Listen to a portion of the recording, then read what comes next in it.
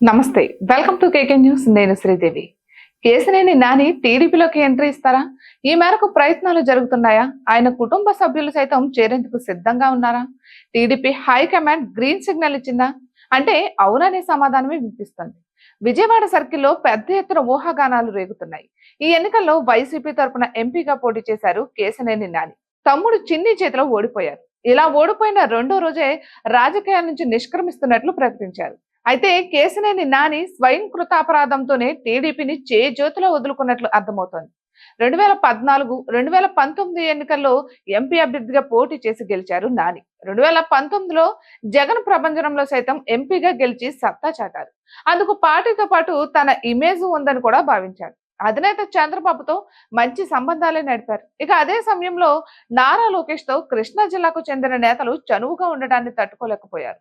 పైగా 2019 ఎన్నికల్లో తన ఓటమికి కృషి చేసిన వారికి ప్రాధాన్యత ఇచ్చారన్నది నానిలో ఉన్న ఆవేదన. దీంతో లోకేష్ విషయంలో వేరే ఆలోచనతో ఉండేవారు కేసినేని నాని. పార్టీ మారడానికి అది కూడా ఒక కారణం. అయితే కేసినేని నాని సోదరుడు చిన్నిని లోకేష్ ప్రోత్సహిస్తున్నారన్నది ఆయనలో ఉన్న అనుమానం.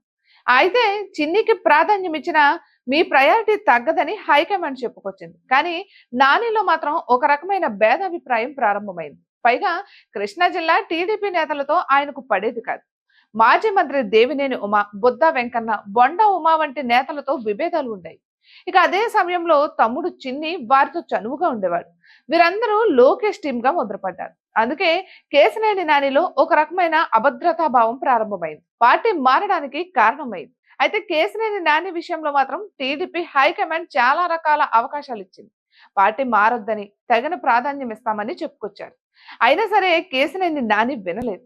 అంతకుముందు కార్పొరేషన్ ఎన్నికల్లో సైతం కేసినేని కుమార్తెకు మేయర్ అభ్యర్థిగా ప్రకటించారు. నాని అసంతృప్తిగా లేకుంటే ఆమెను గన్నవరం ఎమ్మెల్యే అభ్యర్థిగా ప్రకటించి ఉండేవారు. ఆమె కూటమి ప్రభంజనంలో ఎమ్మెల్యే సైతం అయ్యేవారు. చేజేతుల ఆ అవకాశాన్ని కేసినేని నాని కోల్పోయారు. అందుకే ఇప్పుడు కేసినేని నాని కంటే కుమార్తె శ్వేత టీడీపీలోకి వచ్చేందుకు ఆసక్తి చూపిస్తున్నట్లు సమాచారం. అయితే ఆవేశంతోనే అప్పట్లో కేసినేని నాని ఆ నిర్ణయం తీసుకున్నారని, కుటుంబం పట్ల టీడీపీకి ఇప్పటికీ మంచి అభిప్రాయం ఉందని తెలుస్తోంది. కొద్ది రోజుల్లో కేసినేని నాని కుటుంబ సభ్యులు టీడీపీలోకి ఎంట్రీ ఇవ్వడం ఖాయంగా తెలుస్తోంది. చూడాలి మరి ఏం జరుగుతోందో. ఇటువంటి మరెన్నో వీడియోస్ కోసం కేకే న్యూస్ తెలుగు ఛానల్ ని సబ్స్క్రైబ్ చేసుకోండి.